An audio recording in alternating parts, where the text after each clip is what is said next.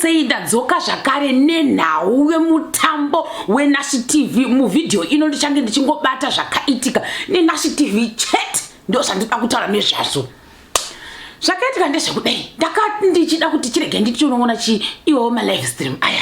ndokubva ndati dhuma nechi nepost dzaranga rakatasira rakati kwa screenshot dirani radiki fire ndeta kuchikomena riki chaita sei handiti chichita apology chiti post yangu yekutanga ndaita sei ndinokumbira regero nda overreact. Inda kubva ndatoti ndida kutsvaga kuti ndione kuti chichaitika pakunotsvaga kudai ndokushaiwa ndokuzodhumana nechi nepost yacho yanga anyora kupi kuFacebook kwake kwenda sekutanzi yanga yaita sei yadeletiwa ndokubva ndaona chikomena riki chachanyora kuti kupera ndingange ndapera zvangu asi amuzofanire kundijairira kusvika ipapo, respect your elders, kwete kuti mufananidzo wangu chitokotoko. Ndokubva ndati chirege ndotaura kuti mufananidzo wacho waita mbiri kudai wakanyanya kuita sei ndofamba kudai ndokuona maposta aya anofunga anoita kudanzirwa nzinda asi tichange tina vaimbi vakati ndo iroro posta rangata sei raanga apostira kuti zvini mandijairira Jasi Ginaro wakaita sei wakaiswa akazumiwa zvisingaiti akakura. Vamwe vatatu ava koti iye uyu Ricky Fire koti Jahanzi Chimaster H koti nemukomana unozviti Mbeu handitika vanga vakaiswa vari vadoko ndakashati saka dambudziko raenda pakuti chii nekuti vese vangu uri paposta handiti uri paposta uchangotinoimba zvega zvikanzi mandijairira paya.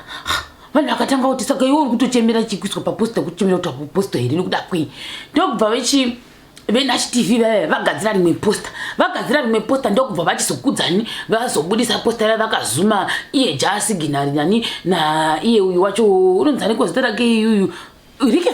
Ricky Fire ndokuchimuisa pamberi manje akazumiwa uyu Jasi Ginari ari studio kuti nyatsoona kuti uyu ndiye mukuru ndokubva veNashi TV vaita apology kunani kuna Jasi Ginari kuna Ricky Fire vakati ndokumbira regerero nekukudisrespect atina kunge takunyatsa kuti sei kukukonda asitoziva kuti uri biggest artist kupi wekuzimudhanziro kungoti zvazvo apa panguva ino yatatiri muzuva ranhasi kuri vazuro pakaitika mutambo munhu wanga aripo ari main actor ndakambozwa kuti handizozivi kuti vanonzi machiregai ndivati main actor main singer vacho ndiani Jasi Ginari ndosaka kuda ndosaka wangu azozumiwa kuratidza kuti ndiye unenge uchase uri main actor womusi wacho iye kana kuti MC kana kuti chii zvacho izvozvo zikanzi tinondita sei tinotenda kuti wakaita sei wakabvuma kuti toda kuita sei kuuya kuzotisapota kupi kumutambo wedu tikada zvinhu zvakanaka kuti chivata sei vakumbira regerero kune chikomana Ricky Fire ndobva chaita sei ndobva chazoti zvini nda overreact ndizvandaita zhizha ndasikafani kudaro. Vanhu veNashi TV ndokutora futi posta rake riya ndokuisa kupi kupeji kwavo vakati isusu tinoda peace nelove hatindiremberechi nemutambo hazvina kushata. Vanhu vakadanzira kuti saka uri kuchemera kuiswa kuti uzumiwe kuti chi vamwe vakadanzira kuti asi veNashi TV zvamunoita zvakashata nekuti vhiki rine rese iri mamuita sekuti muri kuadvertisa Jasi Ginari chete nekuda kwei manga musinga advertise vamwe vanhu stereki vakaita saiyeye uyu Mbeu Master H wacho nani na iye uyu Ricky Fire wacho kuda ndo zvamunyangadza kuti hamuna kumbo advertise makaita over advertise munhu wani asi vamwe hamuna kuvaita sei hamuna kuvapo mukana wakaita seiwoyo hazvizivi nekuda kwei zvikanzi mama mujairira nekuti manga mamitawo chitokotoko plus pomwe iye anenge achifira kuti inini ndiri better than Jasi Ginari handisi ndaidaro vanhu vaidaro mumacomment section ndikazvakaoma ndokubva vanhu vati aiwa hazvinetsi izvi svika izvi tichanozvionera kujudgment zvinonetsa here kuti zozva kuti mukuru ndiani kujudgment unenge uripo uri woga wakazvimirira wega wakadai nechiice cream lollipop chako uchiimba uri woga ikoko ndokuchona kuradza mari dzavo dzekuti mukuru ndiani ndobva yatanga live stream iyai pakatanga iye unonzi Master H uya Master H wacho ndasingamuzivi kuti ndiani unonzi Master H ndofunga nokuda sokuti uri kuchili support kuya ndobva totanga kutoimba toridza ndotozo kuti uda kuti maimbira akada kufanana Jahanza niko Master uya ndo akada kuti akamusambo akada kufanana kana neka energetic kakine akaimba wakazama zvake atitombudi kuti ndima kana energy yake anga anayo pastage papo ndobva pazopinda chikomana Ricky changa chakapfeka fashion yacho chakapfeka nguo yacho tema neto yacho tsvuku nedhuku yake tsvuku nemaboniboni yake mabonifera anga akapfeka handiti kaga ndiri mabhimbo ake tikati kondiyani indakati ndokutaka ndakatombo mukuta ndakati kundiani uyu uri kupinda vanhu vakatanga kuti ndiziki ndikati ndiziki nekuti kana maimbira aita kuti asatoenda pastage ndakatosha kuti ndiani asi muimbi munyowani ari kuuya svika ndofanira zvoona ndirikiwe kumboimba kana uchiti unotamba ndopatikamuziva kaipapa achiimba nani achiimba achitambirwa nani nasikana befi ndobva takakuimba achiimba pape indotomutarisa pape ndikati alright ndaplaya rutatoka kuti inyatsa kuhwisa kuti chakaitika achiimba ari pasasi paya uyuwo DJ wake anga achimuplayera uya ndotomboshamiswa kuti asi DJ uri kushamiswa kuti chifamba ubve pawo ukamira ipapo uchiuya pasi stage kuti chichaitika handizivi nekuti anga achimboramba akamutarisa kudai ka DJ wachoni hazvina kushata ndobva takakuimba musambo wake uya asi zvoita sokuti misambo yake yaanga achimba vanhu vanga vasingaizivi ndokubva azoenda pastage chaatanga kusvika achindoita ndechekuti wakasvika akatanga akagara pasipika gara pasipika ndikati kuni kuda kwei chikomana Riki chiri kugara pasipika handiti ndokuimba chimbo chekutanga wakagara pasipika kuchidedemura kusvika apedza wakagara pasipika ndokuimba chimbo chepiri wakagara pasipika ndikati kuwatsamwei chikomana Riki chii chaitika handiti vanhu vakati simuka uimbe inozvo zvokutaura kutoti uchakatsamwira posta here tizive kuti wakatsamwira posta handiti usati nekuda kwei vanhu vakataura zvakasiyana-siyana vamwe vakati kuda chi uchiri pafilling station zvikanzi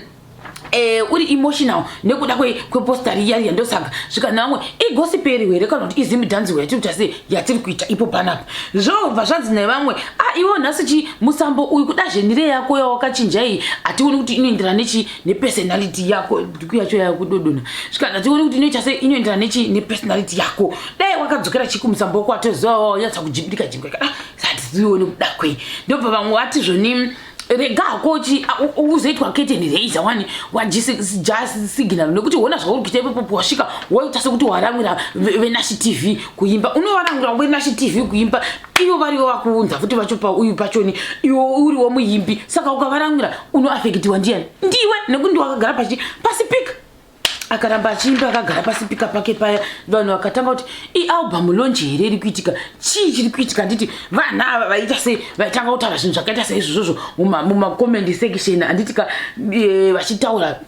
saizvozvo sorangu achaoni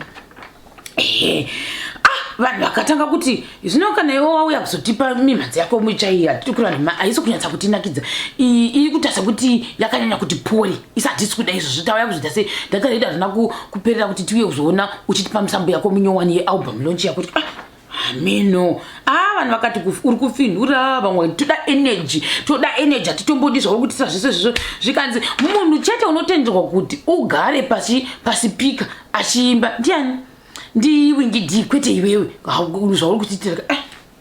ameno vanhu ava vainge vachiita sei vanga vachitaura mumacomment section vanhu vanga vakaipira kusvika vanhu vakutanga kusamba zvimaangry faces zvizvezve ndobva azongosimukawo paasimuka ndobva azotanga kuimba dzimwe songo dzake ndobva azombotanga kuita imwe yameno yekunzi ww yanga achiita iyoyo ndikati hazvina kushata zvisongo zvake zvaanga achiimba zvobva wazoimba dzimwe dzanga dziri dzemadzimai saka kuda sokuti wanga vaya kuzoimba zvimbo zvake zvitsva zvega ndozvaanga kuzoimba handitika zvakangonaka nemutambo wakanaka waatira vamwe vakati muri kunzwa godo muri kumuitira godo rekuti yekera dhuku yangu yatodonha muri kunzwa godo rekuti waita sei uri kuzviimbira zvakanaka uri kugona kuimba ndosaka mazimbabwenzi tisingaita sei tisingabudiriri vanhu ava idero mumacomment section ameno handiti dzonetsa dhuku dzana yekera idzi dzana iye zita rake Riki Fire ndokubva chikomana uyu mbeu chazouya chikomana mbeu chaita inonzi close the doors and open them then shut them again ndozvachaita chikomana mbeu indasina muzivika chikomana mbeu ya chikomana mbeu manje zvaitika ndezvekuti ndoita sei tiri kutoti mukomana ndandimuzivi ndotozwa vanhu vachitaura tanzi mbeu wakapenga vanhu vachitaura saizvozvo ikati chigatigona kuti mbeu wacho uri kuita sei uchaimba sei mbeu yandokutanga kuimba wakomana ndarohwa nebukati kuti uyu munhu asingamuzivi uyu waimba mbeu unoimba mbeu Licious unoimba tiri kureva nhema wangatanga kubata ice cream lollipop achiita nemagitara ake nemusikana ya vanhu vangachanzanzi unonzi Feri nandimuzivi vaimba pavaimba tiri kureva nemambeu naye muzibhendi rake rero vagona tiri kureva nemajerasi down kuta mutefetete ndo zvavaita izvozvo kana kugwa kugaka kuti kaka wangochingohwa mutserendende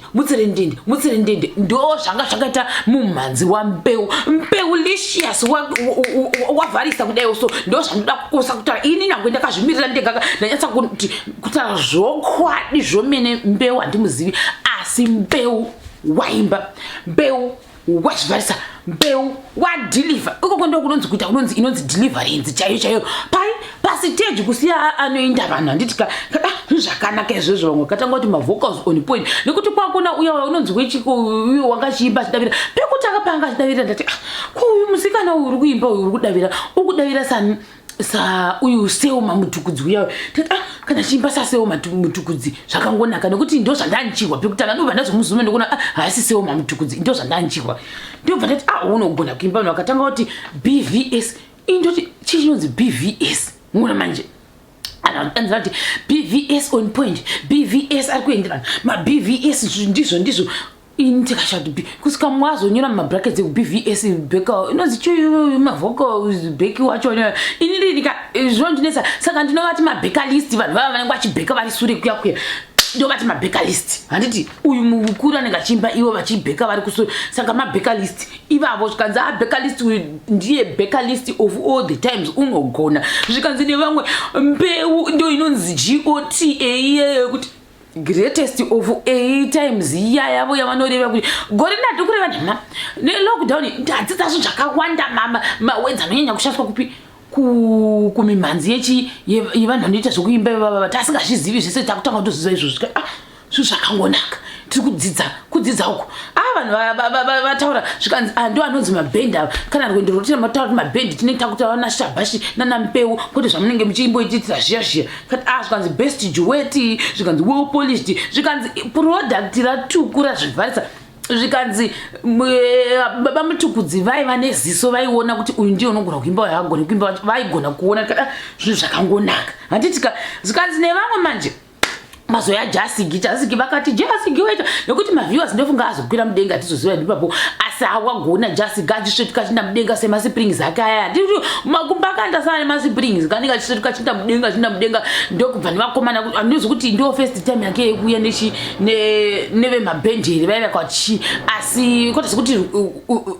vakatanga vachangozivana asi ndofunga iye beka list uyauya wakachimboita sekuti kundikanei pakubheka paipai ndobva vanhu vatanga kutema chema kuti ko beka list wako muonepi beka list dzimai microphone ya beka list sati zokudani kudako kuti vata vasatotanga kuzivana kuti panga akagara kumasofa kuya nabhatibhatika wadanzira kuti satanyatsa kuzivana nebhendi satanyatsa kuzivana nebhendi vangouyawo plus kuzotamba vazosapotawo zvikanzi ndobva pazopera live stream vanhu vakatanga ujasigira wazvigona asi ngoti bhendi rake riya haafani kuita nebhendi unofanira kuya ega vanhu vangodana muchitaura mumacomment section zvazoita manje kuti nhasi patamuka isu uyu chikomana Riki chaenda kunonyora papeji pake akati ndakaita sei ndakaresha zisingamboiti ndakaita sei ndakafulopa eka ndo kunonzi kuita sei kwavo ikokoko ndinotenda ndichazvigadzirisa vanhu ndobva vatanga kupopota vakati uchinyanya izvozvo wangoenda nemaemotionals ikokoko nekuda posita chaiyo vamwe vakati kuda kupuraidwa vakataura zvakasiyana zvikanzi ndinotenda unofanira kutaura masongo ako atinoziva kuti kuda kunoisa masongo manyowani iseita zvokunakirwa kuti wototi paalbum launch patv isusu tati toda kunakirwa wona manjika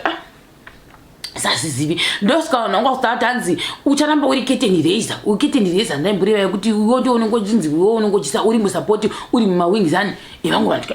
ameno asi watanzi ndichaimprove vanhu vakati zvakanaka nekuti iwe wazviona woga kuti unofanira kuimprove saka tinoita se tinozvikudza handiti yapera iya uyu wojasiginari kwakaenda kunokomendawo papeji pakakati kwanzi inini ndaita sei ndinozvitenda kuti ndinoita mamistake nechi asi kana pandinenge ndareshawo ndinozvigadzirisawo nekuda kuti bhendi rake vanga vachiri vatsva ende unokumbira regerero mamistake ese akaitwa patelevision pachivhitivhiti cheTV kana zvakangonaka vanhu vese vakati tinokuregererai in advance nekuti maonawo mamistake enyu tiri ipapo manje uchikomana Rikifaya chazita chisazonoposta chikadanzira kuti ini chiizvozvizvi ndoita sei chimbofanira kuteerera mumhanzi wacho ndofunga original song yacho yakanoimba pepe yakatorekodwa iri paYouTube kare ndobva tichimboteerera iyoyi vena chitivi ndokubva watora ndobva vaita sei ndobva vandosapota vakaiposta papeji pavo kuti zvakanaka mumusic industry tinenge tase tichidzidza zvakasiyana everyday asi zvedu ini conclusion tisaziva mwana indakazvimirira ndiri ini Sharon ndinoti mbeu group iroro rinozviti mhodzi kana kuti chi rakazvivharisa sikazoti vamwe vanhu vakazvitora sei asi ndiri kuti hangu mbeu yakazvivharisa ndikurira nhema inishatombonotsaga mimhanzi yake yese kuti mbonyatsoona kuti vanonyatsoipa zvakasiyana kuti ndakatangavaona zuro ndakanasa kutanga vaona zuro ndikurira nhema inhangu vakandigonyera saka ndozvose zvakaitika kupi kuNashe TV ndichakubatai zvakare pachikamu chinotevera dhuku yangu ndoyazongodona zvayo but dhuku ya Rikifaya inonetsa saka ndichakubatai zvakare pachikamu chinotevera.